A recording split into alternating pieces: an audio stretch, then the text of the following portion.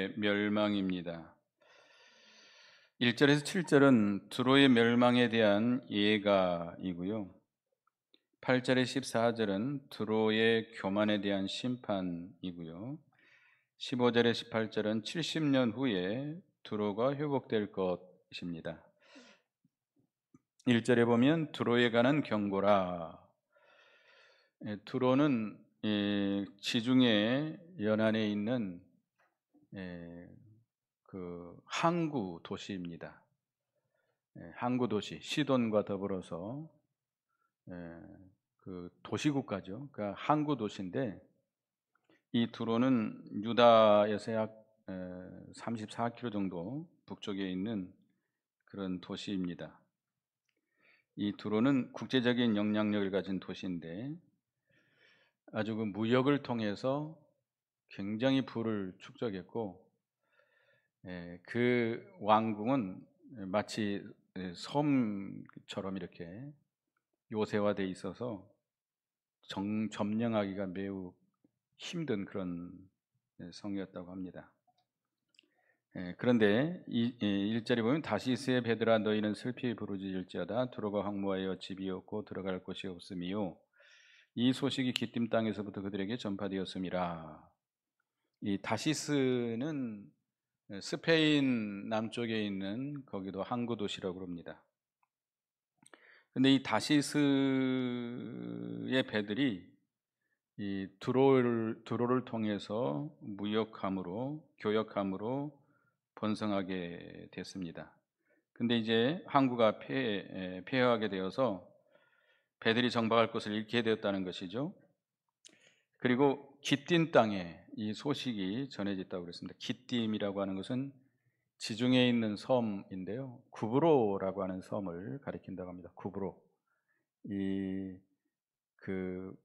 가나안 땅에서 저쪽 위쪽으로 보면 구브로라가 있는데 구브로. 누구의 고향이죠?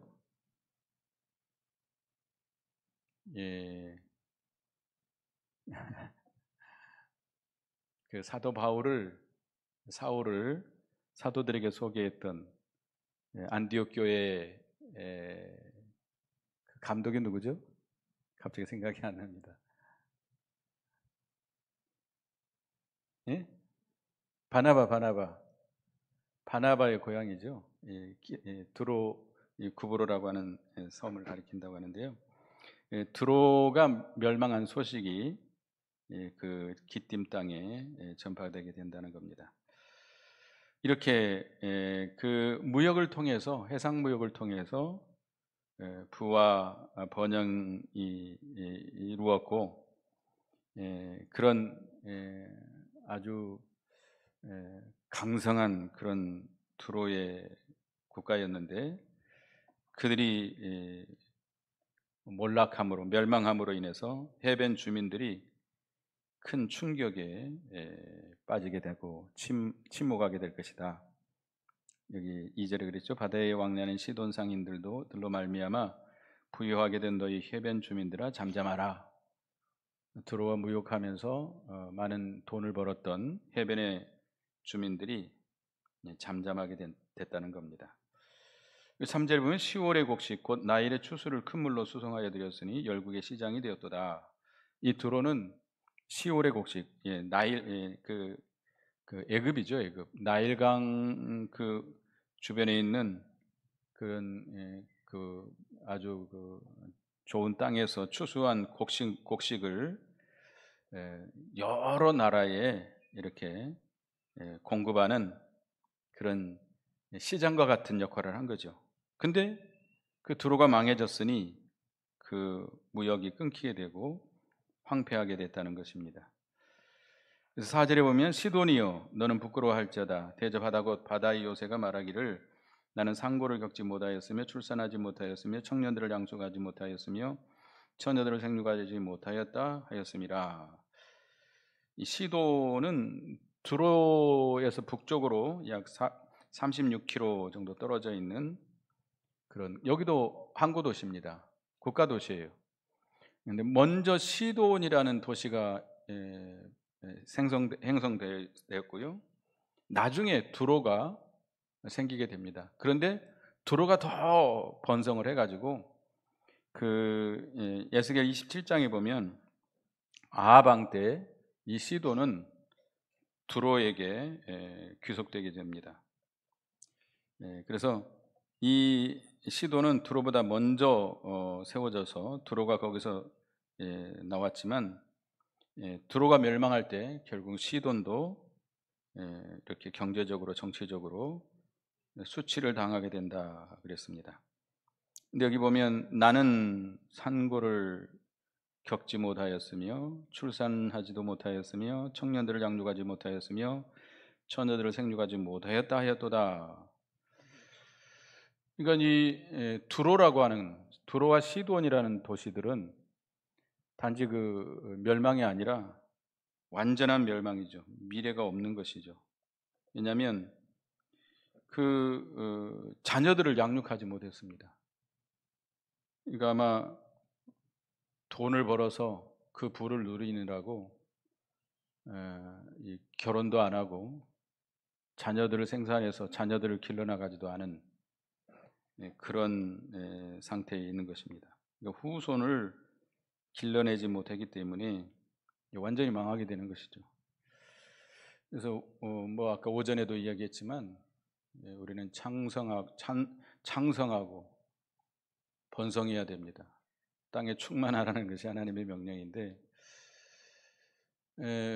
뭐 저희 어렸을 때 저희 부모님 시대는 참 더 먹고 살기 힘든 때 아니었습니까?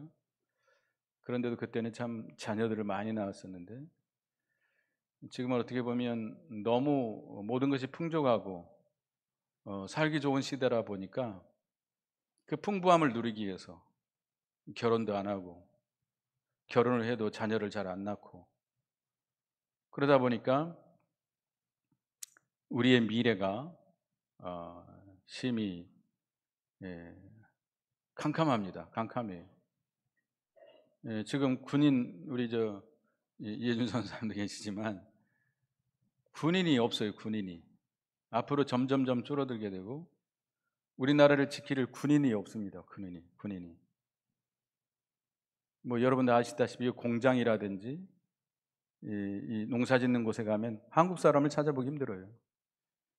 외국에서 그 사람들이 와서 손을 빌어서 그 사람들을 통해서 농사 짓고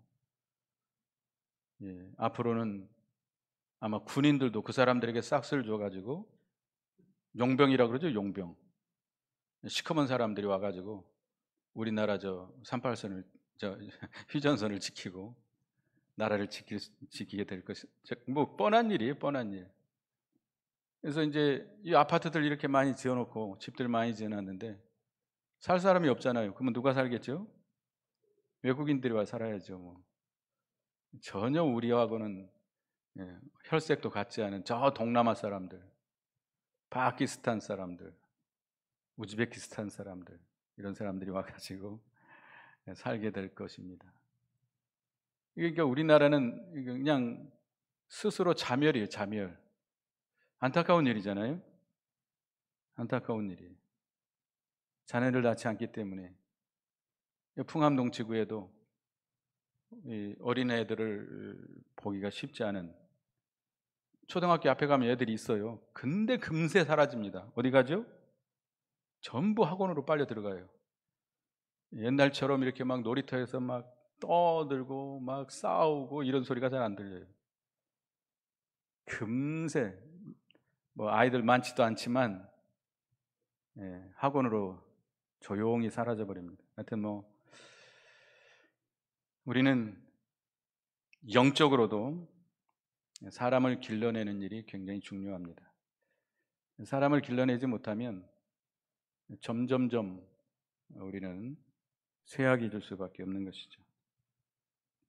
그래서 5절에 보면 그 소식이 애굽에 이르면 그들이 두로의 소식으로 말미암아 고통을 받으리라. 두로의 멸망 소식이 애굽에 들리게 되면 애굽도 큰 충격이 빠질 수밖에 없습니다. 두로를 통해서 자기들의 그 농산물 이런 것들이 그 시장을 통해서 팔리게 됐었는데 경제적으로 정치적으로 큰 충격에 빠지고 고통을 겪게 된다는 것입니다. 그래서 6절 보면 너희는 다시스로 건너갈지어다 해변 주민아 너희는 슬피 부르짖을지어다 이것이 옛날에 건설된 너희 희락의 성 곧 그 백성이 자기 발로 먼 지방까지 가서 머물던 성읍이냐. 다시스는 고대의 무역 도시입니다. 다시스는 어디에서 나오죠? 우리가 요나서에서 나오죠. 요나서. 요나가 하나님의 보내버려서 니느웨로 가라 그러니까 니느웨로 안 가고 어디로 도망가요? 다시스로 도망가다가 물고기 뱃속에 들어가죠. 이 다시스는 고대 두로와 무역했던 그런 항로인데요. 두로가 멸망하면서 상인들이 다시스로 피난해 간다는 겁니다. 그러나 거기서도 안정을 찾지 못한다는 겁니다. 두로를 심판하신 이가 누구죠? 하나님이시죠. 두로가 그렇게 부강하고 번영했던 도시인데 갑자기 망합니다. 누가 망하게 한 거예요? 하나님이 망하게 하는 거예요. 이 하나님의 심판은 인간의 힘으로는 막을 수 없습니다. 피할 길이 없습니다. 아무리 피해서 땅 끝까지 간다 할지라도 하나님이 모르시겠어요? 다 아시고 피할 길이 없어요. 요나가 하나님을 피해서 다시스로 도망가지만 그 배 밑에 있는 요나를 하나님이 아시고 큰 풍랑을 일으켜 가지고 바다에 던지우게 하잖아요. 이게 이 하나님의 심판은 인간의 힘으로는 피할 수 없다는 거예요. 하나님의 심판에 모면하려면 뭐밖에 없어요? 회개하고 두 손 들고 하나님께 돌아가는 길밖에 없습니다. 천부의 의지 없어서 손 들고 옵니다. 이 길밖에 없어요. 아무리 지가 다시스로 도망하고 기띔선으로 도망하고 어디로 도망해도 피할 길이 없습니다. 그래서 8절부터 보면 면류관을 씌우던 자요 그 상인들의 고관들이요 그 무역상들은 세상에 존귀한 자들이었던 두로에 대하여 누가 이 일을 정했느냐. 면류관을 씌우던 자, 두로라는 나라는 여러 나라의 왕들과 지도자들에게 경제적인 영향을 미쳤던 자들이라는 거죠. 그 상인들은 고관들이다. 두로의 상인들은 굉장한 그 장사꾼들로서 경제적 정치적으로 강력한 영향력을 가졌던 사람들입니다. 그래서 그 두로와 무역하던 그런 사람들도 굉장히 존귀한 자들, 세계의 경제를 지고 흔드는 권력자들이라는 겁니다.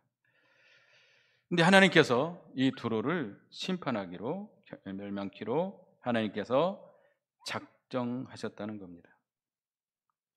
왜 두로를 하나님이 심판했을까요?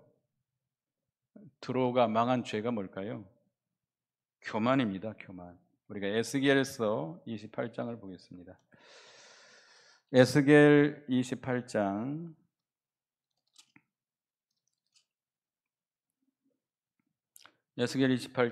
2절 보고요. 2절.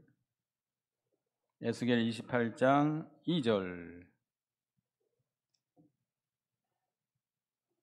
같이 읽어보겠습니다. 앞에 있기 때문에 있으니까 읽어봅니다. 시작. 인자야 너는 두로 왕에게 이르기를 주 여호와께서 이같이 말씀하시되 내 마음이 교만하여 말하기를 나는 신이라 내가 하나님의 자리 곧 바다 가운데 앉아있다 하도다.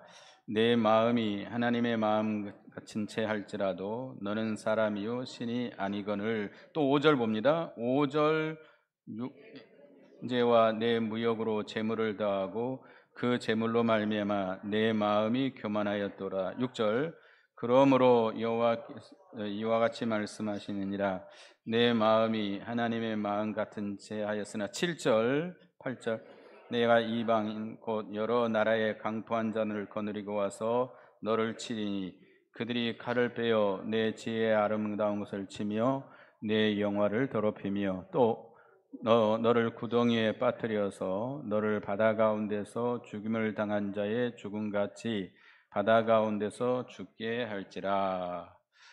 두로가 얼마나 부강해졌으면 그 두로 왕이 자기는 사람이 아니라 누구라고 말했어요? 신이다. 나는 신이다. 어디서 많이 들어본 것 같죠? 일본 천황이 자기를 신이다. 그래서 메가더 장군이 그 일본 그 이제 두 도시의 원자폭탄을 미국에서 떨어뜨린 다음에 항복을 받게 합니다. 그 일본 천황에게 항복을 받을 때 메가더가 말합니다. 나는 신에게 항복받지 않겠다. 사람에게 항복을 받겠다 해가지고 그 천황이 나는 뭐가 아니다? 신이 아닙니다. 선언한 후에 항복을 받아들였습니다. 얼마나 교만하면 얼마나 자기가 신 하나님 자리에 앉은 거죠. 이 두로도 그 조그마한 도시국가입니다만은 그 얼마나 우리 여러분 상상할 때 지금 현대로 말하면 어디를 상상하게 되죠? 싱가포르라든지 홍콩은 이제 좀 몰락이 됐습니다만은 싱가포르 같은 데는 우리나라보다 훨씬 더 잘 삽니다.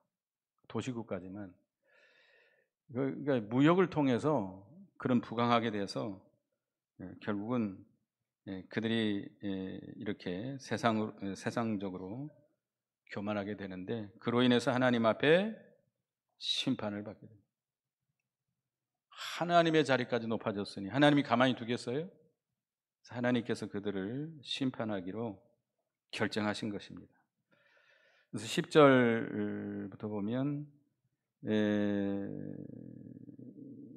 9절 만군의 여호와께서 그것을 정하신 것이라 모든 누리던 영화를 욕되게 하시며 세상의 모든 교만하던 자가 멸시를 받게 하려 하심이라.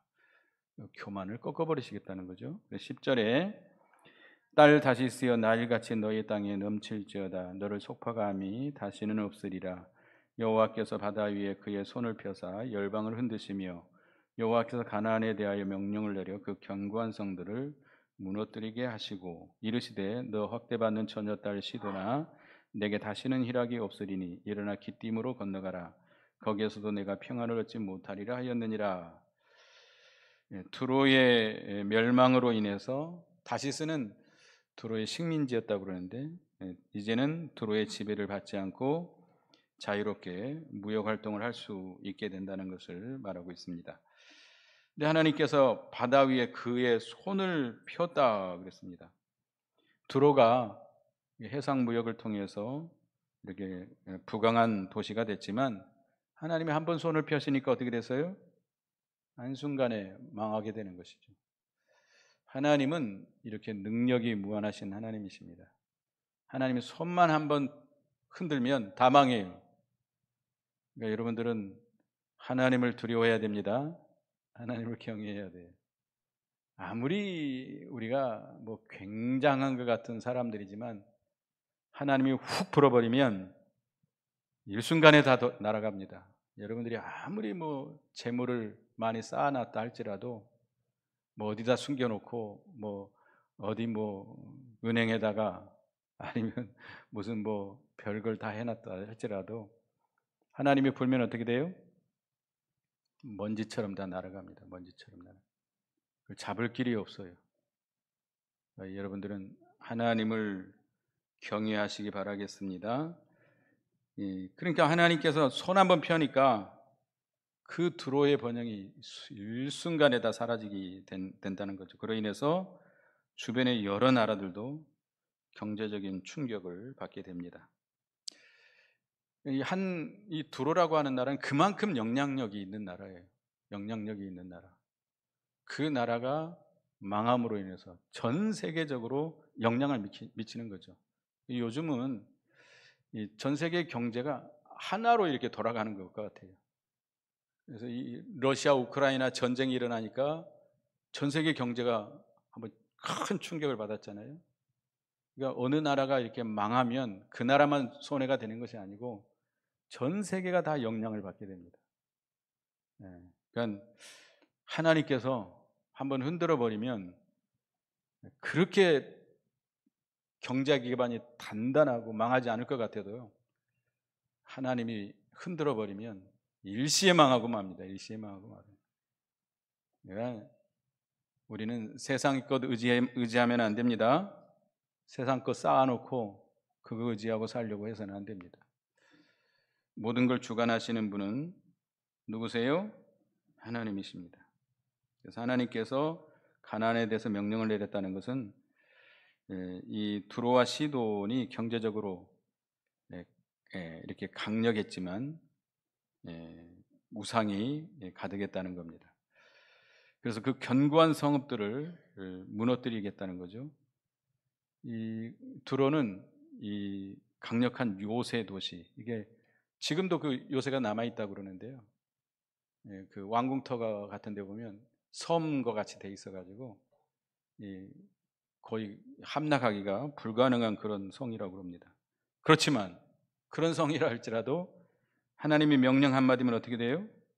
무너지게 될 수밖에 없어요. 폐허가 될 수밖에 없습니다.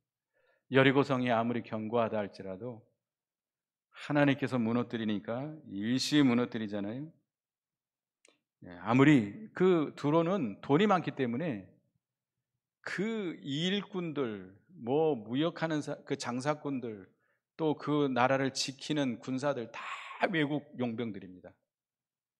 돈을 주고 그들을 썼는데 아무리 그들이 군사적으로 경제적으로 든든하게 지킨다 할지라도 하나님 앞에서는 아무것도 아니라는 거죠. 하나님 앞에서 하나님이 흔들어 버리면 일시에 망하게 된다는 겁니다. 그래서 여기 학대받는 처녀딸 시도나 그랬는데, 먼저 이 시돈이 먼저 생긴 도시인데 두로가 더 발전해 버리니까 두로에게 이렇게 속박이 돼 가지고 학대를 받았다는 거죠. 그래서 두로가 망한 후에 그들이 자유를 얻지만 다시 바벨론에 의해서 이 시돈이 망하게 됩니다. 그래서 기띔으로 도망가라. 근데 기띔이 아까 어디라고 그랬죠? 지중해에 있는 섬 구브로를 가리키는데 그곳으로 도망갑니다. 그렇지만 그곳에서도 보호를 받을 수 있습니까?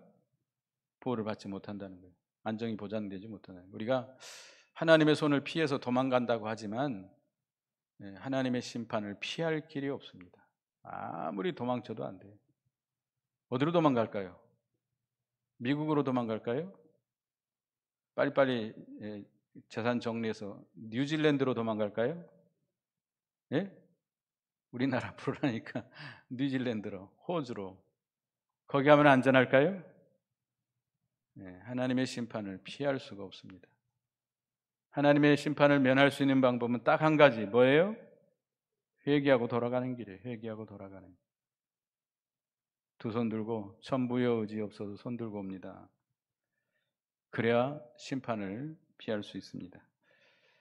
13절 14절에 보면 갈대아 사람의 땅을 보라. 그 백성이 없어졌나니 곧 아수르 사람이 그곳을 들짐승이 사는 곳이 되게 하였으되 그들이 망대를 세우고 궁전을 걸어 황무하게 하였느니라. 다시스의 배들아 너희는 슬피 부르짖으라. 너희의 견고한 성이 파괴되었느니라. 하나님께서 아수르를 들어서 두로를 심판하시겠다는 겁니다. 이 아수르는 어디 땅을 황폐하게 만들었어요? 갈대아.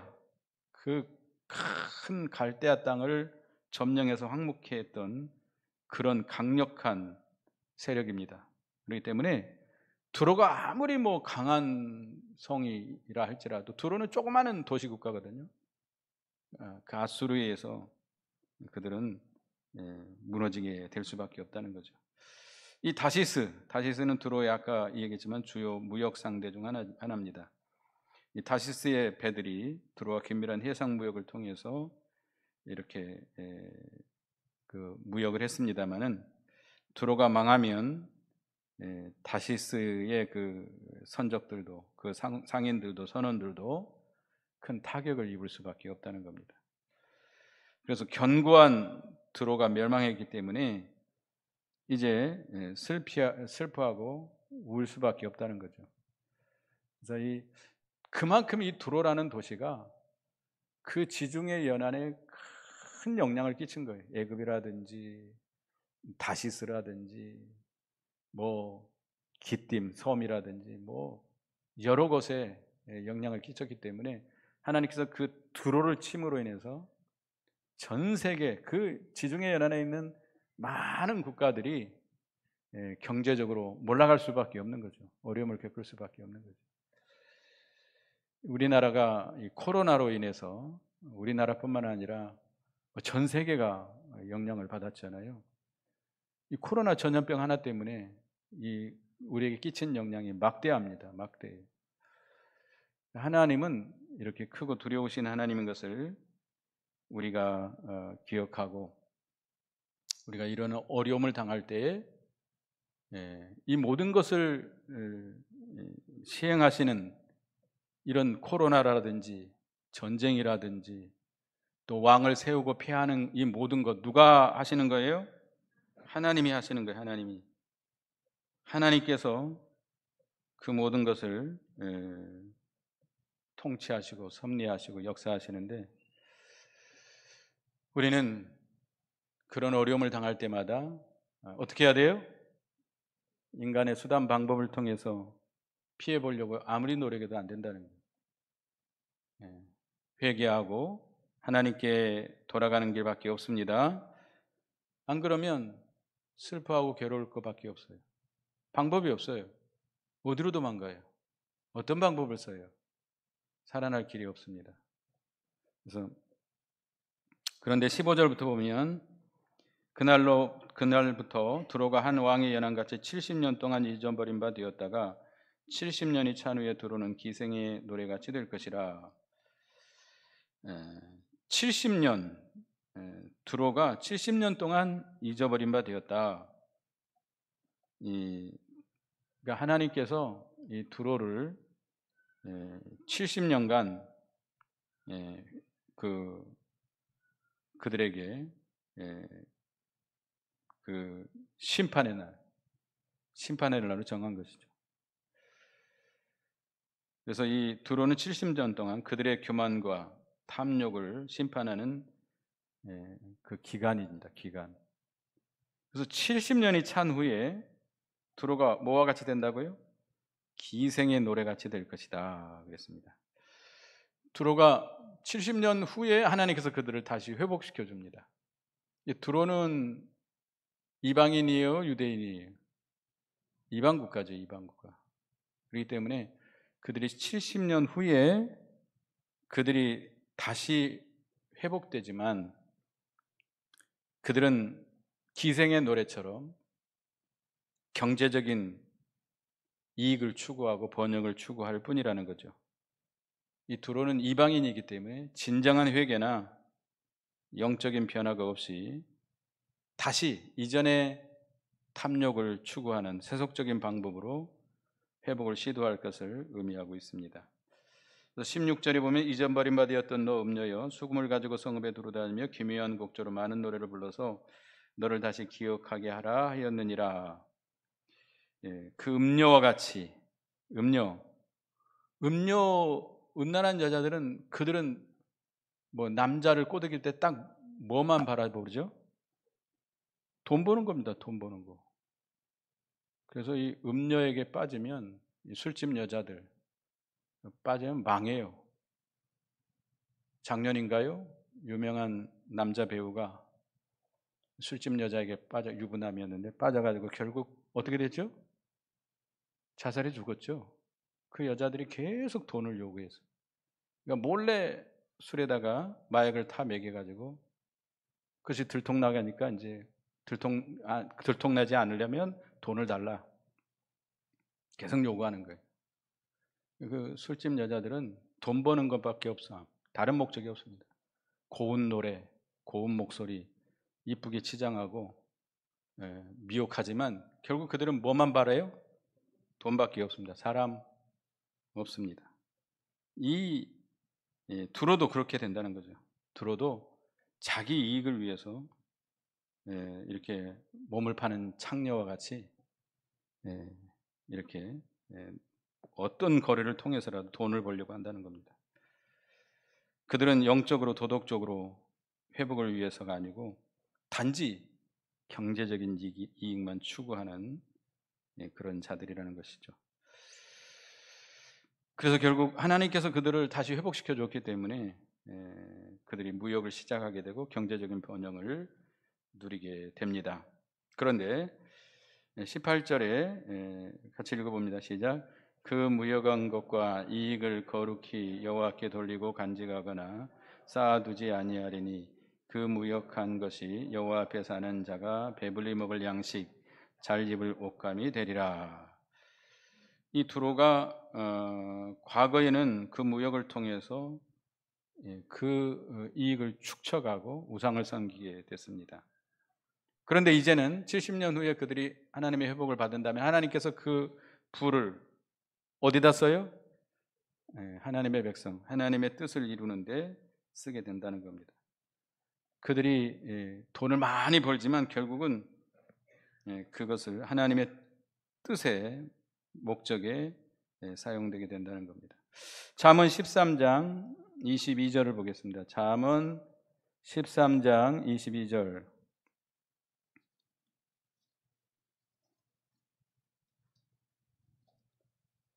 잠언 13장 22절.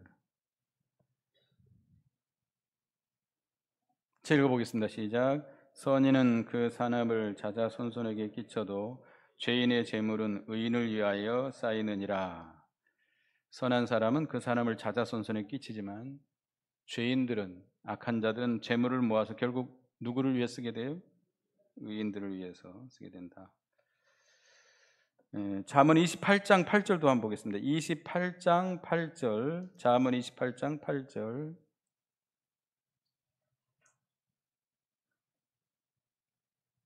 같이 읽어봅니다. 시작. 중한 별리로 자기 재산을 내리는 것은 가난한 사람을 불쌍히 여기는 자를 위하여 그 재산을 저축하는 것이니라. 악한 자들이 별수단 방법을 통해서 재산을 늘리지만 결국 누구를 위해서요? 가난한 사람, 불쌍한 사람을 위해서 하나님께서 사용하고 만든다는 거죠. 또 한번 보겠습니다. 전도서 2장 26절. 전도서 2장 26절.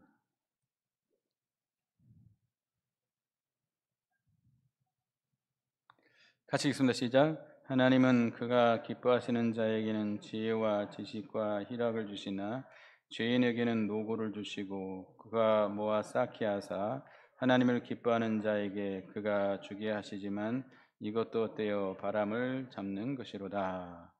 죄인들은 아주 애쓰고 힘써서 그들이 재물을 쌓지만 하나님은 그것을 누구에게 쓰게 만들어요? 하나님이 기뻐하시는 자에게 쓰도록 하신다는 겁니다. 그래서 하나님께서는 이렇게 두로라고 하는 이 성사람들, 두로가 교만하기 때문에 하나님께서 그들을 심판했습니다.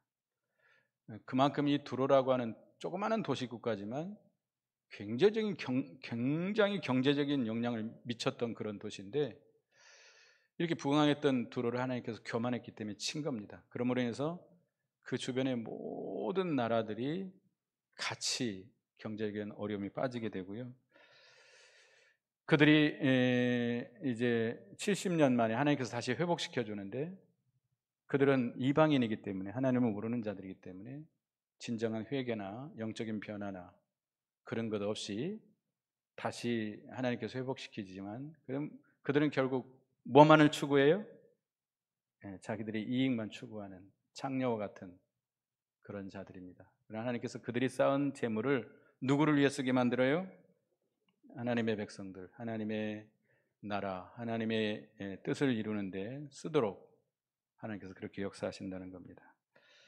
기도하겠습니다. 하나님, 두로가 이렇게 항구 도시로서 무역을 통해서 굉장한 부를 얻게 되고 그 번영을 누렸지만 그들이 교만함으로 하나님께서 그들을 치셨고 일순간에 그들이 망하게 됐고 그로 인해서 무역을 했던 모든 나라들 그 도시들이 같이 망하게 되고 같이 슬퍼하고 괴로워하게 된다고 그랬습니다. 그러나 하나님께서 70년 후에 그들을 다시 회복시켜 주지만 그들은 하나님을 모르는 자들이기 때문에 회개하거나 영적인 변화가 없이 그들은 다시 자기들의 이익만을 위해서 추구하는 그런 기생과 같은 자들이 됐다고 그랬습니다. 그들이 이게 부를 축적하지만 하나님은 그것을 가지고 하나님의 뜻을 이루며 하나님의 백성들을 위해서 사용하도록 하신다고 그랬습니다. 그래서 우리는 교만하지 않게 하시고, 아무리 세상의 것으로 인해서 튼튼한 기반이 닦여졌다 할지라도 하나님이 손을 한번 흔들면 일순간에 망하게 된다는 것을 우리가 기억하고, 우리는 하나님을 경외하고 우리가 하나님의 심판을 피할 수 없음을 우리는 믿고, 우리가 진정으로 하나님 앞에 회개하고 돌이키고 하나님의 심판을 면하는 저희가 되게 주시옵소서. 예수님의 이름으로 기도드리옵나이다. 아멘.